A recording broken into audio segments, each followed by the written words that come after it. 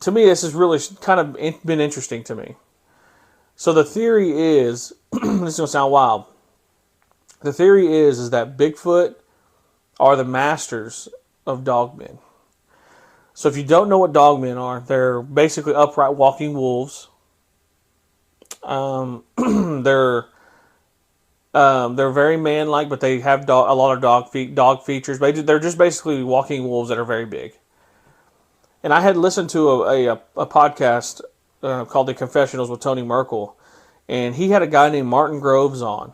And Martin had this crazy encounter with like these dogmen.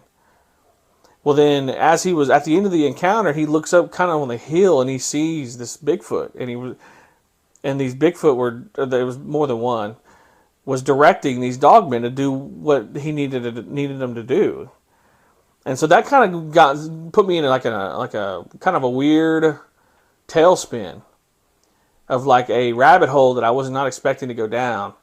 And so then I was listening to another podcast, and someone who, I believe to be, not crazy, but, someone who basically says that there's something going on between Bigfoot and Dogman, and that's the reason why we don't hear about fights between them.